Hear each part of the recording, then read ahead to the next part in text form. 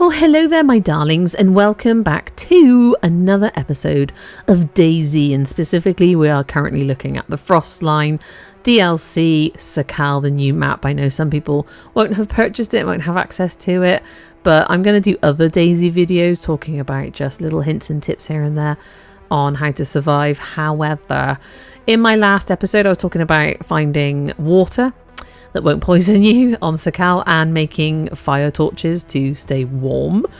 And I mentioned that my server that I'd set up specifically for Sakhal was having some issues. I couldn't find the thing.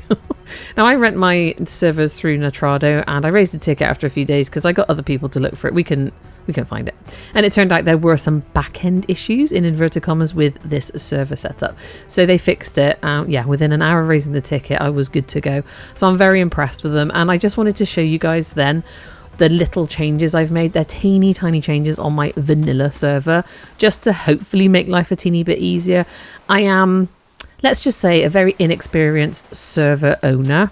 And I often want to use the word modding my server, but I know those are two very different things. Like adding mods to your server and admin mods is very different, I think, to just tweaking some of the code to boost your loot and change your daytime, nighttime settings, etc. But I'm going to go over those very simple starter things that I did, and I exclusively used a channel on YouTube called Scale Speeder Gaming, and I really struggle with that name, to say it out loud. I want to add Speedster in there. I don't know why. Anyway, he's done a ton of videos on how to mod, yes, and tweak all the different settings in your servers for PC and console. He's really good, and I love his videos, and I've learned a lot from him. And not to boost his ego too much, he seems like a pretty humble, cool guy.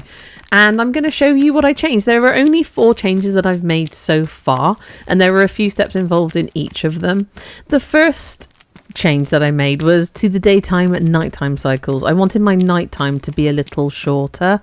I didn't want it to be even amounts of time of nighttime versus daytime. Now, I love the nighttime. It is incredibly atmospheric and stressful, and probably even colder. And but you know, for recording purposes, recording, you know, your character in the dark, you have to brighten up the screen, and it can just be a bit faffy. That's the only reason I just wanted my nighttime to be a bit shorter, but I do still want to experience it. So this is how I did that. So in my DAYZ standalone files, I found my server DZ.cfg file, and where it says server time acceleration, I changed it to 2, which basically means my daytime should now be, I think, 6 hours, because it's multiplicative and it's a 1 to 24 hour multiplier. So it was on 12 before, so I think that was actually going to be like a 12-hour cycle, and now I've got 6 hours. And I changed the nighttime acceleration to 15, which I think will give my nighttime an actual real time of 30 minutes. So if I wanted my nighttime to be like 15 minutes, I would change it to 30. The number goes higher to shorten that time, if that makes any sense. So we're having 6 hours of daytime, I believe, and 30 minutes of nighttime, and that's actual real time, so 6 real hours I believe, which you know, makes life a bit easier. If I log in and it's daytime, I got a bit more time to record in the daylight. And yeah, it's just that simple. I saved my changes and then I restarted my server. Nice and easy. That's an easy one. And the next thing I wanted to do was ensure that all my vehicles start spawning in intact, so with all their wheels, all their doors, etc. They may not have fuel and water in the radiator, but that's besides the point. At least we'll have everything else we need: spark plugs, batteries, etc. So what I needed to do was, on my server, I went to my file browser, I went to the DAYZ standalone file, I went to MP missions, and then DAYZ offline Sakhal, and then I found my CFG spawnable types XML file. Now I download this into a file that I've already set up on my own PC, because we're going to make a lot of changes and we don't want to do it on the server in case we stuff up this file. If I was going to make the changes on this server, I would still want to download a copy and have a backup copy in case I totally screwed it up. So as you can see, I'm just saving it onto my PC. And now that we've got this file saved away from the server, I can start fiddling with it. So I use Notepad++, which is basically, you open these files in it and it's all kind of color coordinated, and it's so much easier. It's specifically for code. And I just typed Control F for the search box, and I looked for hatch because I know that's the first vehicle. Apart from the boats, I ignored the boats because I don't know how they work yet. And as you can see, we've got a chance of 80 here. The top chance is 1.00, which means 100%, I guess. And all these other the settings are just saying there's a 80% chance, I guess, that it'll spawn in with these items for all of the vehicles, and there are a lot of them. So all I do is find and replace the chance code. So I'll copy and paste it carefully into the find what box, and then I'll replace the number 80 with 1.00, and I'll do that for all the different number values in this section. And as you can see, I'm now highlighting all of the vehicles so that it will search for anything that's of the value 80 and replace it with 1.00, and it'll be the same for all the other numbers. It just makes life a little bit easier to find and replace things like that. And once we've done all that, there is another stage or two to make sure that these files are not corrupted in any way, that you haven't had a moment. It does happen. It's called best practice, and Scale Speeder Gaming has taught me well. And then when I'm done making all my changes, I simply press that little save icon, close this file, and then I go to a website called, I think it's validation.xml or xml.validate, something like that. Again, Scale Speeder Gaming directed me to it. And then you just upload your XML file, and all they're doing is checking for syntax. They're not checking all the other details, so there could still be errors in there. But this is a good kind of best practice. Validate your file. If they don't find anything, then you haven't got any major errors in there, and it's just like a teeny tiny little safety check to make sure you don't upload all the wrong things. And then you simply go back to your server and upload that file. You click upload, choose the file you want to upload, and automatically know, because the name is identical to the one in your server, to overwrite it with your new file that you just chose. If it had a slightly different name, then you'd be in trouble. So they have to have the identical name as each other, and there you go. Then I would restart my server, or start my server, because as you can see it's stopped at the moment, and hopefully the changes will take place. Now we will talk about changes taking effect and server running times in a moment, but there is another change I wanted to make to some loot. So using this website, DAYZ Boosters, it's free to use. It's an amazing website. You can donate to their amazing cause if you want to, which is making modifying your files so much easier. And in this website, all I had to do is go to my server, download the file I wanted to adjust, which was my types XML file, which can be found in the file browser, DAYZ standalone, MP missions. Go to the Sakhal file and then DB, and then it's your types XML file. You download it onto your PC and then you upload it to this website, and they're asking, what do you want to target? All the objects in here, this is basically your loot, like food, medical supplies. So I just wanted to focus on normal food and tools, and all I've done is double up that loot. Nothing too fancy. I didn't want to go too crazy, and I'm not sure if my server is going to break or not. And then I didn't exclude anything because I've included something, so you can only exclude if you haven't included on that previous page whatever it is, 3 or 4. And then I submitted it, downloaded the successful file that they'd created for me, saved as. Now you can see it says types 2. I just saved it for now, but when I'm happy with that file, I'm going to rename it as types.xml. It has to be the identical name that's on your server. And as you can see, I just opened that types 2 version, and the crackers, I was just checking the nominal amount, which is the minimum amount or maximum amount you can have on a server at one time. And it was doubled. It was 8 and it's now 16. So it had doubled up a lot of the food supplies. It had doubled up, I think, some of the medical supplies as well. Heat pads were doubled from what I could see. Just exactly what I wanted. And then I ran this file again through the validation.xml website, made sure there are no errors, and then I uploaded it to my server, and it basically saves this version over the old version. I had to rename the file, that's very important, to the exact same name that's on the file on the server, so types.xml, that's it. And then it restart the server, and those changes will come to effect. However, we want to talk about how long the server runs when you log off, i.e. how does your new loot start to spawn in quicker? So now I want to leave my server running after the last person logs off. Instead of for 60 seconds, I want it to last for a bit longer so that things start to spawn in and out. So I went to my file browser, I chose DAYZ standalone, I chose MP missions, then I chose the DAYZ Sakhal map, the DAYZ offline, and then I went to the DB files.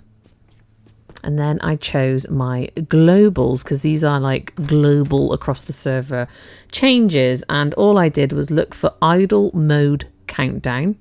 And the value at the moment is 60, which literally means 60 seconds. So I changed it to 600, which is 600 seconds, which equates to 10 minutes. So after the last person logs off, the server will continue running in the background. And that means the loot that was in there will have more time to spawn out and spawn in. And that just means all the changes that I've made will have a bit more time to start happening after we leave the server, and it usually shuts down after a minute. It's got a whole extra 9 minutes on top of that to do its thing. And there you go, there's changes now. I save that change. Some changes you make in the server, it'll give the option at the bottom to save changes and then restart the server so that it knows you want the change to take effect. And that's it. It's just as easy as that. And I have to say, Scaled Speeder Gaming has really opened my eyes. The one thing I haven't started doing, like I said at the beginning of the video, is adding mods to it so that I can be more of an admin. Only because I'm just not 100% confident about that yet, about the larger files, the zip files, etc. And I really just want to play the game, man. So that being said, I did have an original Chernarus server. At the time of the update, I changed it over to a Sakhal server, but when I went into it, all the files are gone, all the log files had disappeared. It wasn't logging anything. It was a bit of a mess. However, I've given it a week, maybe a few days, and like magic, it's sorted itself out. You know, you just have to be patient with these servers. You often get people joining your server and just getting really impatient that you're not giving them exactly what they want. Servers just don't work like that. You have to be methodical and patient. So that's why I'm a little bit hesitant to allow people on my servers. I now have 2 Sakhal servers. It's only 12 slots all in, and I've I've made these changes that you see in this video on both of them now. So hopefully life's going to get a tiny bit easier. You'll be able to find a tiny bit more loot, and when you find vehicles, it'll be less of a pain to get them running, and we can actually explore the map without that fear of dying endlessly and also being shot in the head. And that being said, all I really want to do is get into this map and explore it and show you guys what I'm finding and any hints and tips on the Sakhal map. I would do a kind of DayZ starter guide. I could do it, but there are so many out there. I just don't know if it's really necessary, but I can do it if you guys want to see the hints and tips. I'm not an expert by any means. I'm not a veteran, as long-term DayZ players like to call themselves. I'm not a DayZ snob. I don't care how people play the game, what they prefer. I mean, each to their own. This is my server, so I'll do what the hell I like with it, but you are more than welcome to come and find me on my Discord. Links in the channel. Get to know us on the Discord. I don't let any Tom, Dick or Harry on my servers, and if you misbehave, you'll be booted straight back off. Oh yes, I have that power. It is password protected, and it has a whitelist. I don't like people coming on my server and screwing things up, and I don't mind a bit of base build and all that stuff. So we can discuss that on the Discord. So if you would like to come and explore the world of Sakhal, I could always change the old Chernarus server back to Chernarus or Livonia, depending on what people would prefer, so that to have a wander on. It's nice to have a change, isn't it? But we shall see. And I'm also very intrigued and interested just to have a go on the official servers and see how brutal it is. I hear tales being told of human meat strewn about all of the spawning points, but also amazing tales of people teaming up so that they can survive.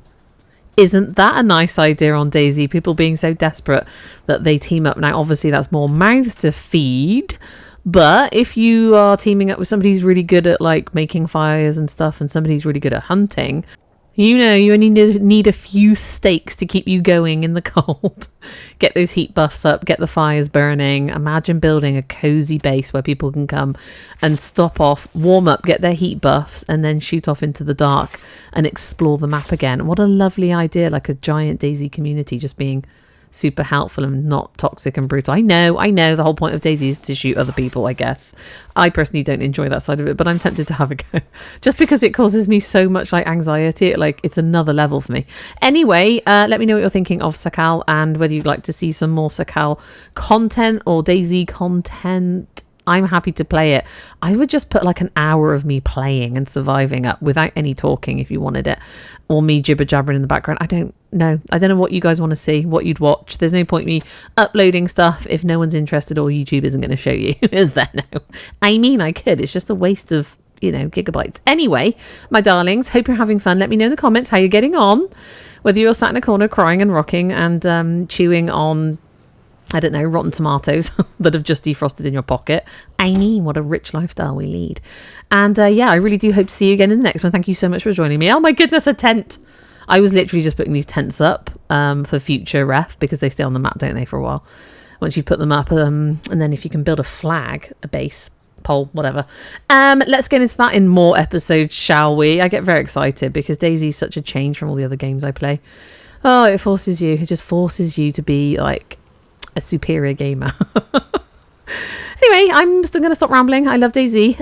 Let me know if you'd like to see anything else, or whether you'd like to come and join the Discord, have a chat, and maybe join the server and have a wander. And, you know, we can meet up and rescue each other. Wouldn't that be lovely? Have a little rescue system. Somebody with a vehicle. Like, I'm on my way to coordinates, whatever, to help you out with a heat pack. That would be so awesome. Anyway, my darling, still rambling. Going to say goodbye. Love you, bye. I hope to see you again in the next one, no matter what it may be. But in the meantime, you take care and goodbye.